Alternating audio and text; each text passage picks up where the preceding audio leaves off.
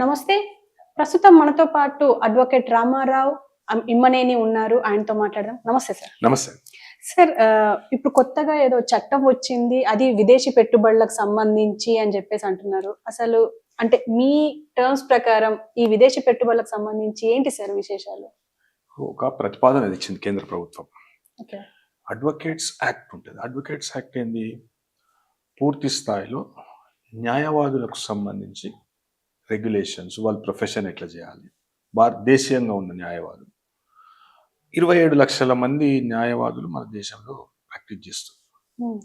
అయితే దీనిలో విదేశీ ప్రత్యక్ష పెట్టుబడులు అంటే ఇప్పుడు ఫారెన్ లా ఫర్మ్స్ ఉంటాయి, లేకుంటే ఫారెన్ లాయర్స్ ఉంటారు, విదేశాలలో లా ప్రాక్టీస్ చేసేవాళ్ళు, అదేవిధంగా ఫారెన్ లా ఫర్మ్స్.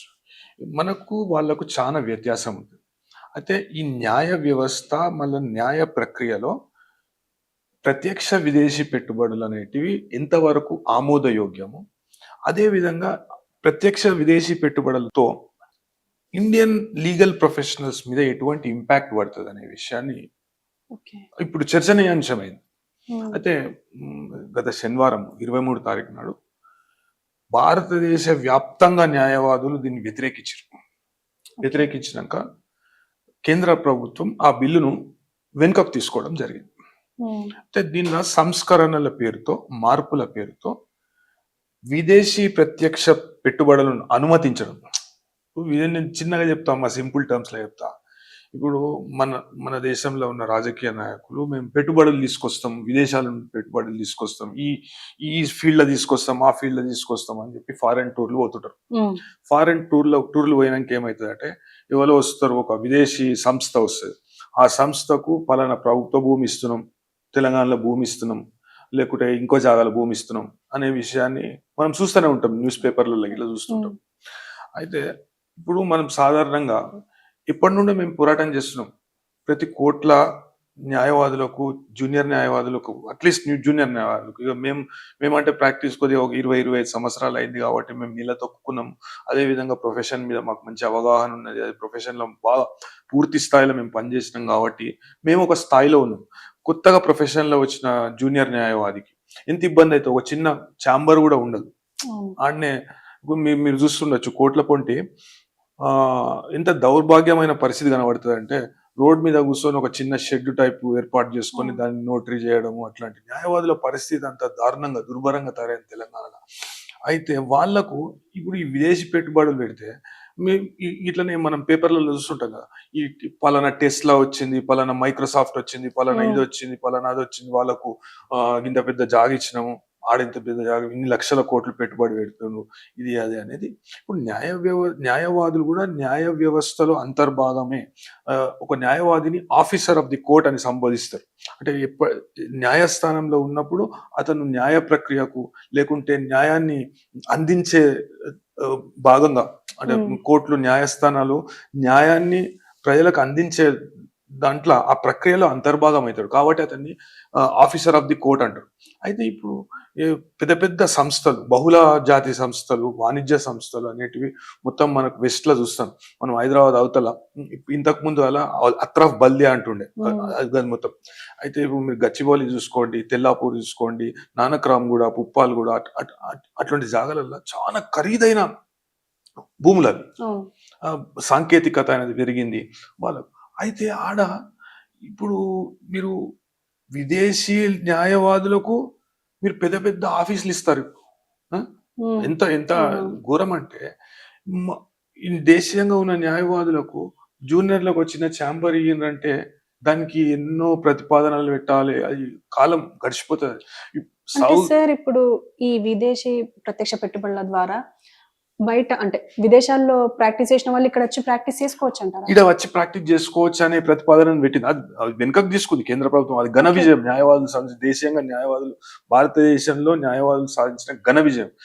దాన్ని వ్యతిరేకించారు, దానికి నిరసన ప్రదర్శనలు చేసిండ్రు. దేశవ్యాప్తంగా మాకు ఇట్లాంటి చట్టం వద్దు, అదేవిధంగా రాజకీయ జోక్యం న్యాయ ప్రక్రియలో, లేకుంటే న్యాయవాదుల అంతర్గత విషయాలలో, ఇప్పుడు ఒక న్యాయవాదిని ఇప్పుడు నామినేషన్ చేస్తామని ఒక 3 మెంబర్స్ ను కేంద్ర ప్రభుత్వం నుండి ఈ 27 లక్షల, మన దేశంలో 27 లక్షలు, ఇప్పుడు తెలంగాణలో దగ్గరగా 40,000 మంది న్యాయవాదులు ఉన్నారు. దానిలో కొంతమంది నాన్ ప్రాక్టీసింగ్ ఉండవచ్చు, కానీ ఎక్కువ శాతం ప్రాక్టీస్ చేస్తున్నారు. ఎటువంటి ప్రాక్టీస్ అయినా కావచ్చు, రోజు కోర్టు ప్రత్యక్షంగా పోవచ్చు, లేకుంటే ఈ వృత్తి మీద ఆధారపడి వాళ్ళ జీవనం కొనసాగించవచ్చు. అయితే ఇటువంటి వాళ్ళ మీద చాలా సీరియస్ ఇంపాక్ట్ పడుతుంది. ఇంకొకటి మనకు భాష. ఇప్పుడు భాష అనేది నేటివ్ స్పీకర్ ఎట్లయితే మాట్లాడతారు, ఒక చిన్న పర్సన్, ఇప్పుడు మన ఇంట్లో కూడా పిల్లలకు చిన్నప్పటి నుండి ఏ భాష నేర్పిస్తే అదే భాషలో వాళ్ళు మాట్లాడతారు. అదే విధంగా దానిలో అంతరం ఉంటది. మనకు దౌర్భాగ్యం అనొచ్చు, ఇప్పటికి కూడా మనకు అధికారికంగా మనం ఇంగ్లీష్ భాషనే మనము పరిగణలోకి తీసుకుంటాం. చట్టాలు కూడా ఉన్నాయి దానికి, ఇంగ్లీష్ కాకుండా. అయితే సౌత్ ఇండియాలో ఉండే, దక్షిణ భారతదేశంలో ఉండే న్యాయవాదులు వాళ్ళకి ఏమి ఇబ్బంది అవుతుంది అంటే, వాళ్ళు ఉత్తర భారతంలో ఎక్కువగా హిందీ ఉపయోగిస్తారు. అయితే కొన్ని ఇప్పుడు చట్టాలు అధికారిక భాష మేము హిందీ చేస్తామని కొన్ని చట్టాలు హిందీలో తీసుకొస్తారు. అయితే అక్కడ పోయి ప్రాక్టీస్ చేసుకొని వాళ్ళు ఇబ్బంది అవుతుంది. అదేవిధంగా దక్షిణ భారతదేశంకు ఉత్తర భారతదేశం నుంచి న్యాయమూర్తులు కానీ న్యాయవాదులు వస్తే వాళ్ళకు ఈ లాంగ్వేజ్ ప్రాబ్లం అనేది ఏర్పడుతుంది. ఇప్పుడు ఈడ తీసుకొచ్చి అందరికంటే బాగా ఇంగ్లీష్ బాగా మాట్లాడగలుగుతాడు అంటే విదేశాల నుండి వచ్చిన వ్యక్తి బాగా మాట్లాడతాడు. అయితే వీళ్ళకు ఉపాధి అనేది కరువు అయిపోతుంది. వృత్తిపరంగా ఎన్నో ఇబ్బందులు ఎదుర్కోవాల్సి వస్తుంది. అంటే నేటివ్ ఉన్న వాళ్ళకు ఇప్పుడు మీరు ఫారిన్, ఇప్పుడు వాళ్ళ మాతృభాష, వాళ్ళ మాతృభాష అన్నప్పుడు అది ఆబ్వియస్. జనరల్ గా మాతృభాషలో ఇంగ్లీష్ లో వాళ్ళే మనకంటే మంచిగా మాట్లాడగలుగుతారు. అయితే ఇంకొకటి ఏంటంటే, వాళ్ళ భాషాపరంగా డైలెక్ట్ కానీ యాక్సెంట్ కానీ కొద్దిగా వేరే ఉంటది. అది అర్థం చేసుకోవడం, లేకుంటే వాళ్లకు ఇట్లాంటి రాయితీలు ఇవ్వడం అనేది ఈ చట్టం అమల్లోకి వస్తే ప్రభుత్వాలు ఇంప్లిమెంట్ చేస్తాయి. ఇప్పుడు వెస్ట్ లో ఉన్న మొత్తం సాంకేతిక సంస్థలు, లేకుంటే బహుళ వాణిజ్య సంస్థలు అన్నిటివి ఇప్పుడు మనం వెస్ట్ లో, బెంగళూరు తర్వాత మనదే సాఫ్ట్వేర్ కి పెద్ద ఒక హబ్ అనేది అయింది, హైదరాబాద్ అనేది. అయితే ఇప్పుడు దానికి సంబంధించిన లిటిగేషన్ అనేది ఆబ్వియస్లీ చాలా పెద్దగా ఉంటుంది. లిటిగేషన్ ఇప్పుడు ఒక దేశీయంగా న్యాయవాదికి వచ్చే ఆ కేసులను పూర్తి స్థాయిలో బహుళ జాతి న్యాయవాద సంస్థలు కానీ వాళ్ళు ఆడ పర్మిషన్ ఉన్నది. మనం ఇప్పుడు ఒక న్యాయవాది అడ్వర్టైజ్మెంట్ చేసుకోలేడు, ఆడ పర్మిషన్ ఉన్నది. ఇప్పుడు నువ్వు ఫారిన్ డైరెక్ట్ ఇన్వెస్ట్మెంట్ అమల్లోకి వస్తే వాళ్ళు పెద్ద పెద్ద యాడ్లు, బిల్ బోర్డులు పెట్టుకుంటారు. వాళ్ళతో మేము అంటే కాంపిటీషన్ అనేది ఉండదు. ఇక పూర్తి స్థాయిలో న్యాయ వ్యవస్థ అనేది వాళ్ళ చేతిలోకి వెళ్ళిపోతుంది. అంటే న్యాయవాద వృత్తి అనేది మొత్తం వాళ్ళ చేతిలోకి వెళ్ళిపోతుంది. అయితే దేశీయంగా ఇప్పుడు న్యాయవాది చేతికి, జూనియర్ న్యాయవాది చేతికి లేవిడి చిప్పిస్తారు. ఇక రోడ్డు మీద, ఫుట్పాత్ మీద కూర్చోవాలి. అంత అన్యాయమైన చట్టాన్ని ప్రతిపాదన చేస్తే పూర్తి స్థాయిలో దాని వ్యతిరేకత ఎదురైనాక మీరు రాజకీయ జోక్యం ఏంది, అదేవిధంగా ప్రభుత్వాల జోక్యం ఏంది, న్యాయ వ్యవస్థలో మన ఇండిపెండెంట్ జ్యుడిషియరీ అనేది స్వయం ప్రతిపత్తి కలిగినది మన భారతదేశంలో. అదే ఇవన్నిటిని మా ప్రమేయం దీంట్లో ఉండాలి, కేంద్ర ప్రభుత్వ జోక్యం మాకు ఉండాలి, న్యాయవాదులను కూడా మేమే నియంత్రించాలనే ఒక ధోరణితో కేంద్ర ప్రభుత్వం ఈ చట్టం తీసుకొచ్చింది. ఈ చట్టాన్ని తీవ్రంగా వ్యతిరేకించినాక న్యాయవాదులు పూర్తి స్థాయిలో మొత్తం భారతదేశం వ్యాప్తంగా వాళ్ళు నిరసన ప్రదర్శనలు చేసిండ్రు. అదేవిధంగా మేము ఈ కోర్టులను బహిష్కరిస్తాము, మా విధులను బహిష్కరిస్తాము, మేము సహకరించాము, ఈ చట్టాన్ని మా మీద రుద్దే ప్రయత్నం మీరు చేయకూడదు అని చెప్పడంతో ఆ చట్టాన్ని గత నెల 23 తారీఖున కేంద్ర ప్రభుత్వం వాపస్ తీసుకోవడం జరిగింది. సార్, ఒకవేళ ఈ న్యాయ చట్టాన్ని ప్రభుత్వం ఆధీనంలోకి తీసుకుంటే ఏమవుతుంది సార్? అంటే ఖచ్చితంగా అది కరెక్ట్ అయిన పద్ధతి కాదు, తీసుకుంటే మాత్రం ఏం జరిగే అవకాశం ఉంటుందంట? ఇప్పుడు మెడికల్ కౌన్సిల్ ఆఫ్ ఇండియా ఉంది. అదేంటి? రెగ్యులేటరీ బాడీ, వైద్యులకు సంబంధించి, వైద్య వృత్తికి సంబంధించి రెగ్యులేటరీ బాడీ. అయితే మెడికల్ కౌన్సిల్ ఆఫ్ ఇండియాలో ఇట్లాంటి పరిస్థితి మెడికల్ కౌన్సిల్ ఆఫ్ ఇండియాలో కూడా ఉత్పన్నమైంది. అయితే సుప్రీంకోర్టు ఏం చేసిందంటే, మన దేశానికి చెందిన అత్యున్నత న్యాయస్థానం ఏం చేసిందంటే ఒక బోర్డు అనేది పెట్టింది. ఆ బోర్డుకి కొన్ని పవర్స్ అనేటివి ఇవ్వడం జరిగింది. ఈ వైద్య విద్యకు సంబంధించి అంటే సూత్రాల ప్రకారం, ప్రామాణికాల ప్రకారం ఈ వైద్య విద్య లేకుంటే వైద్య సేవలు అనేటివి మన దేశంలో అందుతున్నాయా? ఈ వృత్తిలో అంటే తప్పుదారులలో, అడ్డదారులలో ఎవరైనా ప్రవేశిస్తుర్రా? ఇప్పుడు కొన్ని కాలేజెస్ ఉంటాయి, మెడికల్ కాలేజెస్. మెడికల్ కాలేజెస్లో ఏమవుతుందంటే కొన్ని కండిషన్స్ ఉంటాయి. ఇప్పుడు ఎట్లా అంటే ఒక మెడికల్ కాలేజ్కి ఒక హాస్పిటల్ ఉండాలి, కొంతమంది ఇన్పేషెంట్లు ఉండాలి, అదేవిధంగా వాళ్ళకు ప్రాక్టికల్స్ ఉండాలి. ఇట్లాంటి నామ్స్ అనేటివి మెడికల్ కౌన్సిల్ ఆఫ్ ఇండియా అనేది చేస్తుంది. అదేవిధంగా బార్ కౌన్సిల్ ఆఫ్ ఇండియా అనేది న్యాయవాద వృత్తి, మన దేశంలో ఉన్న న్యాయవాద వృత్తి మీద పూర్తి శాతం అధికారాలు కలిగి ఉంటాయి. న్యాయ మంత్రిత్వ శాఖ ఉంటుంది. న్యాయ మంత్రిత్వ శాఖ ఏ మేరకు పనిచేస్తుంది? అపాయింట్మెంట్స్. అయితే ఈ న్యాయవాదులు మన కోర్టులు, ఉన్నత న్యాయస్థానము చేసిన సూచనలు లేకుంటే ఒక ఫార్ములేషన్ కానీ బీసీఐ అనే బాడీ దీన్ని రెగ్యులేట్ న్యాయ మన వ్యవస్థను లేకుంటే న్యాయ ప్రక్రియ జరిపే భాగంలో ఈ న్యాయవాదులకు సంబంధించిన అంశాలను నిర్ణయం తీసుకునే అధికారం బీసీఐకి ఉంటుంది. Bar council of India, that is the apex regulatory body. Bar council of ఇండియాలో మేము ప్రత్యక్షంగా జోక్యం చేసుకుంటాము అనే ప్రతిపాదన పెట్టింది కేంద్ర ప్రభుత్వం. మా తరఫు నుండి కొంతమందిని పెడతాము దాంట్లో. ఇప్పుడు మినిస్ట్రీ ఆఫ్ లా అఫైర్స్ ఉన్నది మనకు. ఇప్పుడు దీనిలో ఇది మా స్వేచ్ఛకు భంగం కలిగించే విధంగా ఉన్నది, మా వృత్తికి భంగం కలిగించే విధంగా ఉన్నది అని చెప్తూ దాన్ని కూడా నిరసించింది. పూర్తి శాతం అంటే న్యాయ వ్యవస్థ స్వేచ్ఛను, ఆ ఇండిపెండెన్స్ అనేటిది మొత్తం పూర్తిగా తీసేయచ్చే ప్రయత్నం చేస్తుండ్రు. ఇట్లాంటి ప్రతిపాదనలు చేసి అమెండ్మెంట్స్ అయితే మాకు చాలా ఇబ్బందికరంగా ఉంటుంది. న్యాయవాదుల వృత్తిపరంగా ఇప్పుడు మిస్కాండక్ట్ అంటారు, ప్రొఫెషనల్ మిస్కాండక్ట్. వైద్య రంగంలో కూడా ఒక ప్రొఫెషనల్, ఒక వైద్యుడు మిస్కండక్ట్ కు పాల్పడ్డాడు.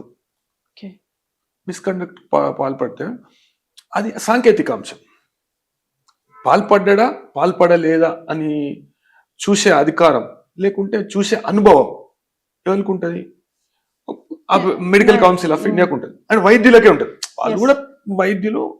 వాళ్ళు కూడా డాక్టర్స్ ఏమవుతారంటే కొన్ని స్పెషాలిటీ కేర్ వాళ్ళు తీసుకుంటూ, లేకుంటే కొన్ని అకాడమిక్ గా కానీ, థియరిటికల్ కానీ, ప్రాక్టికల్ గా కానీ వాళ్ళకి ఇమ్మెన్స్ నాలెడ్జ్ అనేది ఉన్నది కాబట్టి వాళ్ళను ఆ గవర్నింగ్ బాడీలో సభ్యులుగా లేకుంటే చైర్మన్ గా అపాయింట్ చేయడం జరుగుతుంది.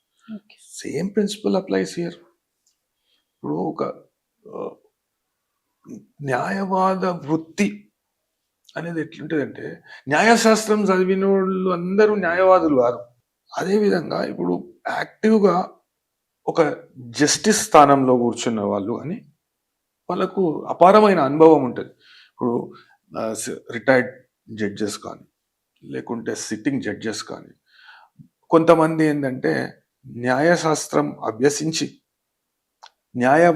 న్యాయవాద వృత్తిని చేపట్టి దానిలో ఒక సంవత్సరాల కొద్దీ 20 సంవత్సరాలు 30 సంవత్సరాలు అట్లా బాగా అనుభవం గడించిన వాళ్ళు జడ్జిలుగా ఎన్నుకోబడతారు.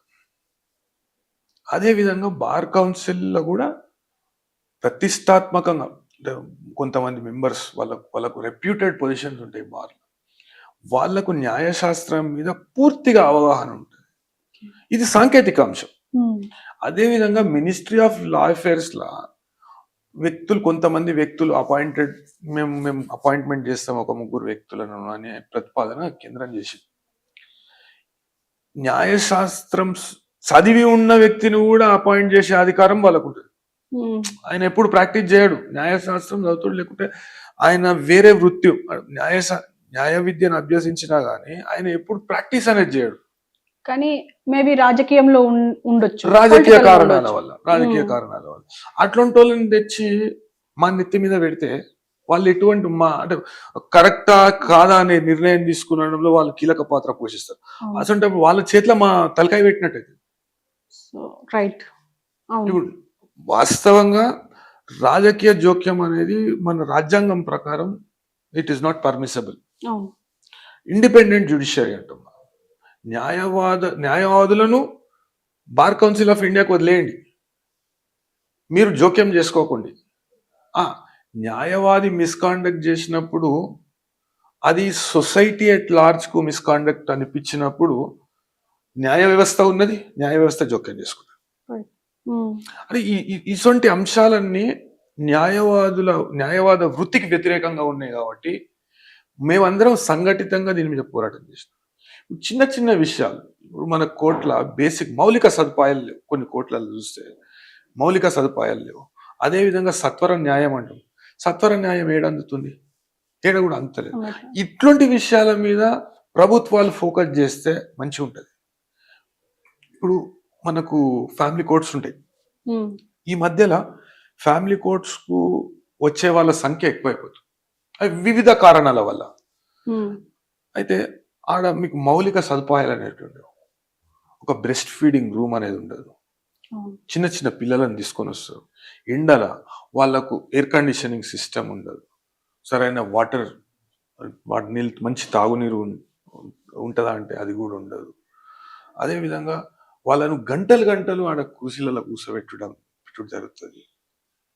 దాన్ని మనం సాంకేతికతను ఇప్పుడు హైకోర్టు మనకు ఆన్లైన్ ఎట్లయితే చేసినామో అదేవిధంగా కింది కోర్టులలో కూడా ఎస్పెషల్లీ ఫ్యామిలీ కోర్ట్స్లో చేస్తే మంచిగా ఉంటుంది.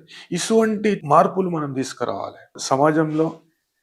మనం ఇటువంటి మార్పులు తీసుకొస్తే ప్రతి ఒక్కళ్ళకు న్యాయం, సత్వర న్యాయం అనేది అందే అవకాశం ఉంటుంది. సో ఫైనల్ గా మీరు చెప్పాలనుకుంటున్నది ఏంటంటే ఈ ప్రత్యక్ష పెట్టుబడులు ఏవైతే ఉన్నాయో ఖచ్చితంగా న్యాయ వ్యవస్థకు, అంటే భారతీయ న్యాయ వ్యవస్థకు ముప్పే అంటారు. 100% ముప్పే. ఇప్పుడు ఎన్నో అంశాలు ఉన్నాయి. ఇప్పుడు మన దేశీయంగా ఉన్న న్యాయవాదులకు మనం ఎంత మేలు చేద్దాం, ప్రొఫెషన్ ఎంత మంచిగా ఇంకా అభివృద్ధి చేద్దాం, మనం అంతర్జాతీయంగా మన న్యాయవాదులకు పేరు రావాలి, అదేవిధంగా అంతర్జాతీయంగా మంచి అవగాహన అనేది వాళ్ళకి తీసుకురావాలి, అట్లా అకాడమిక్ కరికులం అనేది మనం చేంజ్ చేద్దాం అంటే దీన్ని కూడా ఒక వ్యాపారంగా మారుస్తుంది. ఇప్పుడు విదేశీ ప్రత్యక్ష పెట్టుబడులు న్యాయ వ్యవస్థలో పెడితే ఇది ఒక వ్యాపారం అవుతుంది. Nothing less than a business. ఈడ కూడా ఆ కాంపిటీషన్ ని తట్టుకోగలుగుతారా మన దేశీయంగా ఉన్న న్యాయవాదులు? తట్టుకోలేని కారణంగా వాళ్ళ ఉపాధి కోల్పోతారు. ఉపాధి మీద దెబ్బ పడుతుంది, దేశ సమగ్రత మీద దెబ్బ పడుతుంది, మన అంతర్గత విషయాల మీద. ఇదైతే ఇంకొకటి సుప్రీంకోర్టు పదే చెప్పింది, విదేశాలలో న్యాయవాద వృత్తిని చేపట్టిన వాళ్ళు లేకుంటే విదేశాలలో క్వాలిఫై అయిన న్యాయవాదులు ఈడ పూర్తి స్థాయిలో ప్రాక్టీస్ చేయడానికి అర్హులు కాదు అనే విషయాన్ని చెప్పినాక కూడా ఆ జడ్జిమెంట్ ఫోర్స్ లో ఉన్నాక ఇట్లాంటి బిల్లు తీసుకురావడం అనేది భారతదేశ వ్యాప్తంగా వ్యతిరేకతకు కారణమైంది. ఏ ఒక్క న్యాయవాది కూడా ఒప్పుకోరు. ఇప్పుడు మన దగ్గర నేను చెప్తాను 317 అంటే అబ్సెంట్ పిటిషన్. ఆ అబ్సెంట్ పిటిషన్ కూడా వేయకుండా ఇప్పుడు చిన్నప్పుడు ఒక పెప్పర్మెంట్లు అమ్ముతుండే, విదేశీ సంస్థలు ఒక పెప్పర్మెంట్ తయారు చేసి పెప్పర్మెంట్ అమ్ముతుండే. మన కాడ దేశీయంగా అమ్మేది ఎంత ఉంటుంది, ₹1 ఉంటుంది, వాడు 10 పైసలకు అమ్ముతాడు. దాన్ని ఆ ఫార్ములాను ఈడ చేసే అవకాశం ఉంటుంది. ఎందుకంటే పుక్కానికి ఎకరాల జాగిస్తారు, వాళ్ళు చేసుకున్న ఇన్ఫ్రాస్ట్రక్చర్. ఇప్పుడు మీరు కూడా ఒక 2-3 న్యాయవాదుల కార్యాలయాలకు పోతే ఆడ ఉన్న అంబియన్స్ ను కానీ ఆడ ఉన్న అట్మాస్ఫియర్ ని చూసి కూడా కొద్ది శాతం మీరు ఇంప్రెస్ అవుతారు.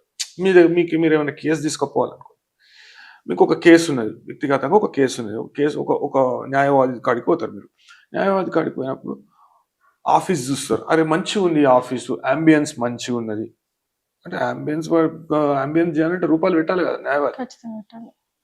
మళ్ళీ పెట్టినప్పుడు ఆడ అంబియన్స్ ఎట్లుంటుంది మీరు ఊహించుకోండి. ఒక సాఫ్ట్వేర్ కంపెనీ స్థాయిలో, కార్పొరేట్ ఆఫీస్ స్థాయిలో ఉంటుంది. మళ్ళా మీకు అన్ని రీజన్స్తో బహుళ జాతి సంస్థలన్నీ ఉన్న కాడనే ఆడ పుక్కానికి పెద్ద జాగిస్తారు ఇళ్ళకు. వాళ్ళు ఎవరి కాడికి పోతారు, వాళ్ళ దగ్గరికి వెళ్తారు, పక్కనే ఉంటారు కాబట్టి. పక్కనే ఉంటారు కాబట్టి మళ్ళా అదే అదే అదే యాడ్స్ ఇస్తారు కాబట్టి ఇంకా. యాడ్స్ ఇస్తారు. అదే వాళ్ళకు వాళ్ళ మాతృ సంస్థలు ఉన్న దేశం నుండే వాళ్ళు వస్తారు. అవును. అదొకటి ఉంటది, ఒక ఫెసిలిటీ అయిపోతుంది. ఫెసిలిటీ అయిపోతుంది. ఆడ ఒప్పందాలు వాళ్ళ చేసుకుంటారు, దేశం బయట కాబట్టి. దేశంలో ఒప్పందాలు చేసుకుంటారు. మేము మా కాడనే చేయాలి, మా కాడనే వేయాలి, మీ కేసులన్నీ మా కాడనే వేయాలని ఒప్పందం చేసుకుంటారు. పాసిబిలిటీ ఉంది. గదే అవుతుంది. అవును. ఈడ ఫారెన్ డైరెక్ట్ ఇన్వెస్ట్మెంట్ మీరు ప్రత్యక్షంగా అనుమతిస్తున్నారు. అనుమతిస్తే ఆడ ఈడికి వచ్చి పెడతాడు. మా దేశంలో మేము అగ్రిమెంట్ చేసుకున్నాము, అంతే. మీ దేశంలో ఎట్లా పెట్టుబడి పెట్టమని సాఫ్ట్వేర్ కంపెనీని ఎట్లయితే పిలిచినావో నన్ను కూడా అట్లనే పిలిచినావా. నేను పెట్టుబడి పెట్టినా, నేను వ్యాపారం చేస్తున్నా, అంతే. ఓకే. అప్పుడు దేశీయంగా ఉన్న న్యాయవాదులు ఏడుకోవాలి, వృత్తిని నమ్ముకొని ఉన్న 27 లక్షల మంది ఏడుకోవాలి. ఆ విషయాన్ని ఆలోచించకుండా ఒక హార్ష్ నిర్ణయం తీసుకొని ఇప్పుడు చట్టాలను సరిగా అవగాహన లేకుండా చేసిర్రా, మరి ఎందుకు చేసిండ్రు? ఇప్పుడు మన న్యాయవాద వ్యవస్థలో బయట పెట్టుబడులు పెట్టాలనే అవసరం ఏమున్నది? ఇప్పుడు ఇప్పుడు రెవెన్యూ ఎంత జనరేట్ చేశారు, ప్రతి ఒక్క స్టాంప్. ఇప్పుడు న్యాయవాదుల సంక్షేమం కొరకు ఏ ప్రభుత్వం అన్న మాట్లాడిందా? కోవిడ్ సమయంలో మేమందరం కలిసి సాటి న్యాయవాదులకు సేవ చేసినాం. అదే విధంగా మాకు మేము ప్రొఫెషనల్ ఎంతో డిఫరెన్స్ వచ్చి డిస్టర్బెన్సెస్ వచ్చినా కానీ మేము చేసుకున్నామంటే మేము చేసుకున్నాం. అప్పట్లో ఉన్న ప్రభుత్వం ఒక 100 కోట్ల రూపాయల నిధి ఇచ్చింది. అంటే న్యాయవాదుల సంక్షేమం కొరకు ప్రభుత్వాలు, రాష్ట్ర ప్రభుత్వాలు కానీ కేంద్ర ప్రభుత్వం కూడా ఆలోచన చేస్తలేదు. దాన్ని ఒక వ్యాపారంగా మార్చే ఆలోచనలో ఉంది. అది తప్పు. సో ఇప్పుడు ఈ ఆలోచన తీసుకొచ్చింది కేంద్ర ప్రభుత్వం. మరి ఇప్పుడు ఇది ఆపే అవకాశం ఏమైనా ఉంది అంటారా? అంటే ప్రస్తుతం హోల్డ్లో ఉంది అన్నారు, వెనక్కి తీసుకుంది. మళ్ళీ తీసుకొస్తే పునరావృతం అయితే ఇక మొత్తం పూర్తి స్థాయిలో వ్యతిరేకిస్తారు. అడ్వకేట్లు అందరూ సంఘటితంగా ఉండి పోరాటం చేస్తారు. మేము చేసినాం పోరాటం. అదే విధంగా వేరే వేరే రాష్ట్రాలలో ఢిల్లీ బార్ అసోసియేషన్ అయితే నెల రోజులు వాళ్ళు అబ్స్టైన్ చేసిరు, వర్క్ అబ్స్టైన్ చేసిండ్రు, ప్రొటెస్ట్లు చేసిండ్రు. దానికి దిగి వచ్చింది కేంద్ర ప్రభుత్వం. విదేశీ ప్రత్యక్ష పెట్టుబడులు దేశ సమగ్రతకు భంగం వాటిల్లుతుంది. దేశంలో ఇప్పుడు మన దగ్గర ఉన్న అమల్లో ఉన్న చట్టాలు కానీ లేకుంటే ఇప్పుడు మొన్నటిదాకా అన్నారు USAID ఇచ్చిండ్రు. ఇప్పుడు ట్రంప్ గారు కూడా ఒక 3-4 సార్లు ఆయన అన్నాడు, మేము మీకు ఇవ్వలేదు, $1 మిలియన్ ఇచ్చినాం, $1 మిలియన్ ఇచ్చినాం. ఇప్పుడు పూర్తి స్థాయిలో ఇక తీసుకపోయి ప్రభుత్వాన్ని అప్పచెప్పుడు అవుతుంది. ఇప్పుడు గతి లేక ఈ న్యాయవాదులు అందరూ వాళ్ళు ప్రొఫెషన్ చేసుకుంటారు, అంటే ఇండిపెండెంట్ గా ప్రొఫెషన్ చేసుకున్నారు. ఈ ప్రొఫెషన్ మీద దెబ్బ పడేటప్పటికి ఏ లా ఫామ్ దానిలో జాయిన్ కావాల్సి వస్తుంది. అట్లా మీరు కాస్ట్ అనేది సామాన్యునికి న్యాయము అందుబాటులో ఉండదు. అది కూడా ఒక మనకు దుకాణంలో దొరికే ఒక వస్తువు లెక్క అయిపోతుంది. డిమాండ్ ఉంటుంది కాబట్టి ఎన్నో లా ఫర్మ్స్ ఇక్కడ పెట్టుబడులు పెడతాయి కాబట్టి వాళ్ళు ఒక అడ్వర్టైజ్మెంట్ ద్వారా ఆకర్షితులు చేసి ప్రొఫెషన్ ని ఒక వ్యాపారం లెక్క చేస్తారు. ఇంతకుముందు అలా మనం చూస్తుంటే పెద్ద పెద్ద ఊర్లలో ఏంటంటే వకీల్ సాబ్ దగ్గరకు పోవాలంటే వాళ్ళు వస్తున్నాయి, వచ్చి వకీల్ సాబు పొద్దుగాల చూస్తాడంటే ఇక ఆడనే ఉంటుండే వకీల్ సాబ్ ఇంట్లోనే తింటుండే, చేతులు వకీల్ సాబ్ ఇంట్లోనే కడగాలి, వాళ్ళు ఏడిపోతారు అప్పట్లో. అయితే అట్లా ఒక స్నేహపూరితమైన వాతావరణం ఉంటుండే, ఒక కుటుంబ వాతావరణం ఉంటుండే. అది వెళ్ళిపోయి ఇప్పుడు ఏంటంటే దాని వైపు ఆకర్షితులై ఇప్పుడు మొత్తం కార్పొరేట్ బిల్డింగ్ అవుతుంది. ఇప్పుడు కార్పొరేట్ హాస్పిటల్ ఎట్లనే అట్లా ఆ విధంగా బిల్డింగ్ అవుతుంది. న్యాయ వ్యవస్థ అనేది అందరినీ ద్రాక్ష పండు టైప్ అవుతుంది.